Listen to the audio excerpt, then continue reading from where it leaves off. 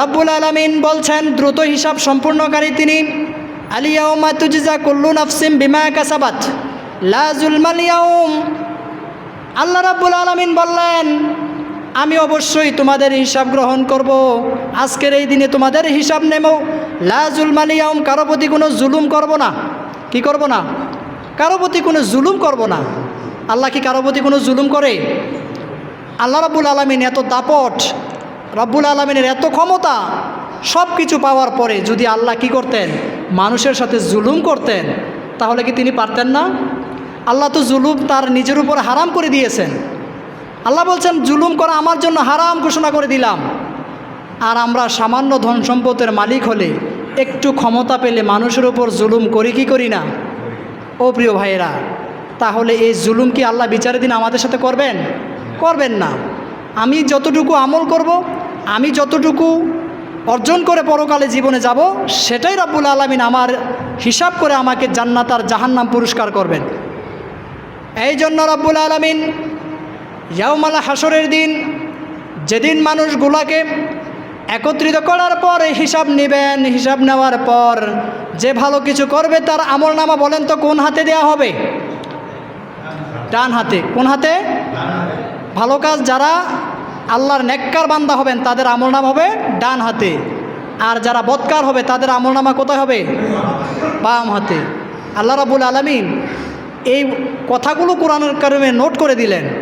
রব্বুল আলামিন বললেন فَأَمَّا مَنْ أُوتِيَ كِتَابَهُ بِيَمِينِهِ فَيَقُولُ هَاؤُمُ اقْرَءُوا كِتَابِيَهْ।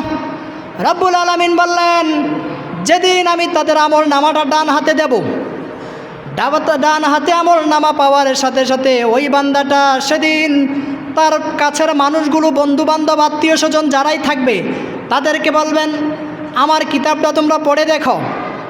আমাকে যে আল্লাহ আজকে ডান হাতে আমল নামা দিয়েছে, আমার এই কিতাবটা পড়ে দেখো। ইন্নী জনান্তু আন্নী মুলাকিন হিসাবিয়া। ওই ব্যক্তি বলবেন আজকের এই দিনে যে আল্লাহর কাছে আমাকে হিসাব দিতে হবে, তার জন্য আমি আগ থেকেই প্রস্তুত ছিলাম। দুনিয়ায় যদি কেউ পরীক্ষায় ভালো রেজাল্ট করে, সে কি করে? তার রেজাল্টের প্রশংসা মানুষের কাছে বলে বেড়ায় না, এবং বলে দেখো আমার আজকের এই বাংলাতে এ প্লাস, ইংরেজিতে এ প্লাস, গণিতে এ প্লাস, দেখো আমার মার্কশিট দেখো। সে আনন্দে চিত্তে দেখায় কি না? দেখায়। তাহলে সে বলে আমাকে যে পরীক্ষা দিতে হবে, ভালো রেজাল্ট করতে হবে, আমি আগ থেকে তোমাদের মতো, তোমরা আমার বন্ধু বান্ধব ছিলা, তোমরা সময়কে অপব্যবহার করেছ, তাসের করেছিলা, মদের আড্ডায় ছিলা, বিভিন্ন বন্ধু বান্ধবের আড্ডায় তোমরা সময় নষ্ট করেছ, কিন্তু আমি ওই সময়টাকে কাজে লাগিয়েছি। কাজে লাগিয়ে আমি পড়াশোনা করার কারণে আজকে আমি এ প্লাস, গোল্ডেন এ প্লাস পেয়েছি। ঠিক ওই দিন যাদের আমলনামাগুলো ডান হাতে দেওয়া হবে, ওই মানুষগুলো গর্বের সাথে আনন্দ চিত্তে বলবে পড়ো আজকে আমার আমলনামা দেখো। ইন্নী জনান্তু আন্নী মুলাকিন হিসাবিয়া।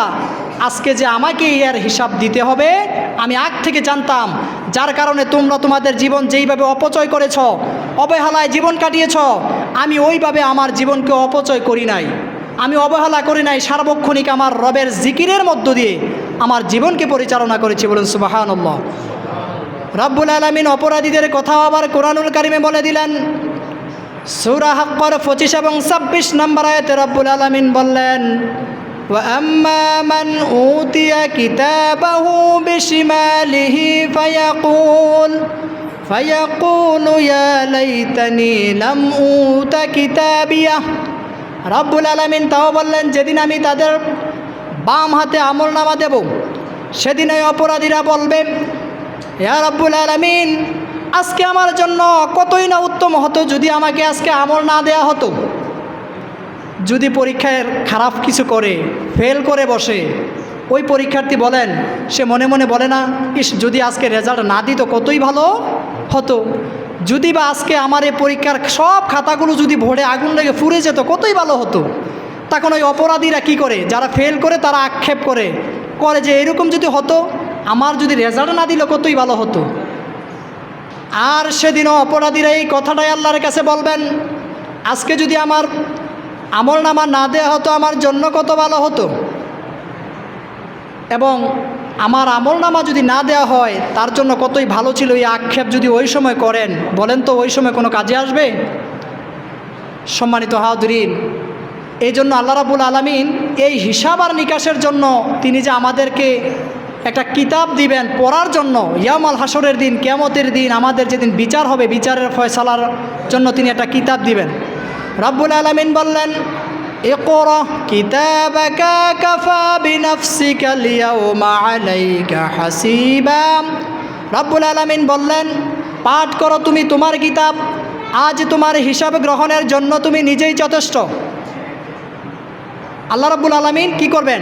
আমাদের সামনে আমলনামা ধরিয়ে দিবেন, বলবেন এবার পড়ো, তুমি যে দুনিয়াতে আমল করেছো, তুমি দুনিয়াতে কি করেছো, সব কিছুর রেকর্ড, সব কিছুর লেখা এখানে আছে। কে লিখেছেন? কিরামান কাতিবিন, দুইজন সম্মানিত লেখকের দায়িত্বটা ছিল এই লেখার কাজ।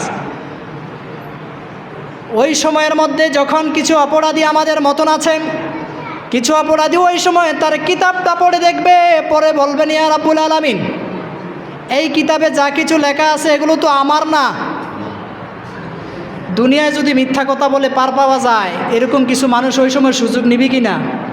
একটু নেওয়ার চেষ্টা করবে। কি বলবে সেদিন? রব্বুল আলামিন, এই যে কিতাবে যাগুলো লেখা আছে এটা আমার না, তোমার ফেরেশতারা এগুলো বানিয়ে বানিয়ে লিখেছে। বলেন নাউজুবিল্লাহ। ওই সময় আল্লাহর সামনে বান্দা মিথ্যার আশ্রয় নিয়ে যাবেন। রব্বুল আলামিন বললেন, ওরে বান্দা, এগুলো সব তোর আমল। বান্দা বলবেন, না রব্বুল আলামিন, এগুলো আমার না, এগুলো তোমার বান্দা বানিয়ে বানিয়ে লিখেছে। এবার ফেরেশতারা বানিয়ে বানিয়ে লিখেছে। এবার আল্লাহ রাব্বুল আলামিন বলবেন কি, ওই সময় তিনি কি পদক্ষেপটা নেবেন সেটাও রব্বুল আলামিন কুরআনুল কারীমের সূরা ইয়াসিনের 65 নম্বর আয়াতে জানিয়ে দিলেন। সুবহানাল্লাহ। অপরাধীরা যদি আল্লাহর সাথে মিথ্যার আশ্রয় নেয়, আল্লাহ কি করবেন সেটাও কি করলেন? কোরআনে আমাদেরকে জানিয়ে দিলেন। আল্লাহ বললেন, আল-ইয়াওমা নাখতিমু আলা আফওয়াহিহিম ওয়া তুকাল্লিমুনা আইদিহিম ওয়া তাশহাদু আরজুলুহুম বিমা কানু ইয়াকসিবুন। রব্বুল আলামিন বললেন, সেদিন আমি তাদের মুখকে বন্ধ করে দেব। মিথ্যা কথা বলার কারণে তাদের মুখ, কি জবানটা আমি বন্ধ করে দেব। আল-ইয়াওমা নাখতিমু আলা আফওয়াহিহিম ওয়া তুকাল্লিমুনা আইদিহিম, মুখটা যখন বন্ধ করে দেব, ওয়া তুকাল্লিমুনা আইদিহিম, তাদের হাত আমার সাথে কথা বলবে। তখন হাত সাক্ষী দিবে, হাত দ্বারা কত অপরাধ করা হয়েছে সব কিছু হাত প্রকাশ করে দিবে। সুবহানাল্লাহ। ওয়া তুকাল্লিমুনা আইদিহিম ওয়া তাশহাদু আরজুলুহুম বিমা কানু ইয়াকসিবুন, এবং তাদের পাগুলো সাক্ষী দিতে থাকবে এই পাগুলো দ্বারা কতগুলো অপরাধ সংগঠিত করেছে। ওই পা সেদিন সাক্ষী দিবে, রব্বুল আলামিন, তোমার এই বান্দা আমার এই পাকে ব্যবহার করে এই অপরাধগুলো করেছে। ও প্রিয় ভাইয়েরা, সেদিন যদি আপনার এই হাত, আপনার এই পা সেদিন আল্লাহর সামনে সাক্ষী দিয়ে দেয়, আপনার সামনে উপস্থাপন করে এই হাত দ্বারা কি অপরাধ করেছেন, পা দ্বারা কি অপরাধ করেছেন, বলুন তো সেদিন কি আর কোনো পার পাওয়া যাবে? অথচ এই হাত আপনি কত সুন্দর করে পরিচর্যা করছেন, শরীরকে কত পরিচর্যা করছেন, পাকে কত পরিচর্যা করছেন, এই হাত পায়ে একদিন আপনার বিরুদ্ধে সাক্ষী হয়ে দাঁড়াবে। এই জন্য রাসূলুল্লাহ সাল্লাল্লাহু আলাইহি ওয়াসাল্লাম বললেন, বুদ্ধিমান তো সেই ব্যক্তি যেই ব্যক্তি কি করে প্রতিদিন তার নফসের হিসাব নেয় এবং পরকালের জন্য কাজ করে।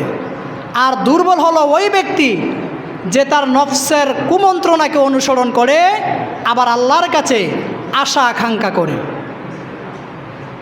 বিশ্বনবী বললেন, বুদ্ধিমান হলো সেই ব্যক্তি যেই ব্যক্তি তার নফসের সব সময় হিসাব গ্রহণ করে, সারাদিন যে কীভাবে তার দিনটাকে পরিচালনা করছে তার হিসাব নেয়। বলেন তো দুনিয়াতে কি কোনো হিসাব আছে? কিন্তু আমল করার সুযোগ আছে। এমন একটা দিন হযরত আলী রাদিয়াল্লাহু তাআলা আনহু বলেন, এই দুনিয়াটা হচ্ছে এমন একটা জায়গা যেই জায়গাতে তোমাদের কোনো হিসাব থাকবে না, আমল করার সুযোগ আছে, কিন্তু ইয়াউমুল কিয়ামতের দিন কবরে পরকালের জিন্দেগিতে শুধু হিসাবই হবে, কিন্তু আমল করার কোনো সুযোগ থাকবে না। সম্মানিত হাজরিন, এই জন্য রাসূল সাল্লাল্লাহু আলাইহি ওয়াসাল্লাম বলছেন, যারা বুদ্ধিমান তারা তাদের নফসের সব সময় হিসাব করে আর নিজেকে নিজে নিয়ে সমালোচনা করে।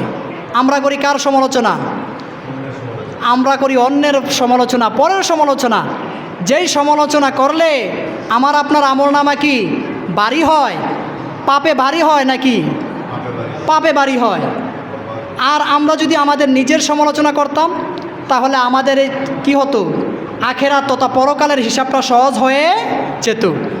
এই জন্য বিশ্বনবী বললেন, লা তাজুলু কদম ইবনে আদম হাত্তা ইউসআলা আন খামসিন ফিমা আফনাহু ওয়া আন শাবাবিহি ফিমা আবলাহু ওয়া আন মালিহি মিন আইনা ইকতাসাবা।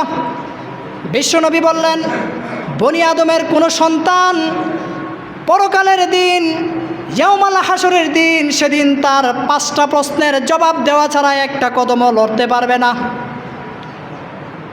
এক কদমও লড়তে পারবে না। 5টা প্রশ্নের উত্তর দেওয়া ছাড়া এক কদম সামনে আগানোর কোনো সুযোগ থাকবে। 1 নম্বরে বলবেন ফিম আফনাহু, তার জীবনকাল সে কীভাবে অতিবাহিত করেছে। রব্বুল আলামিন যে 60-70 বছর 80 বছরের জীবন দিয়েছে, তে কোন কাজে ব্যয় করেছে।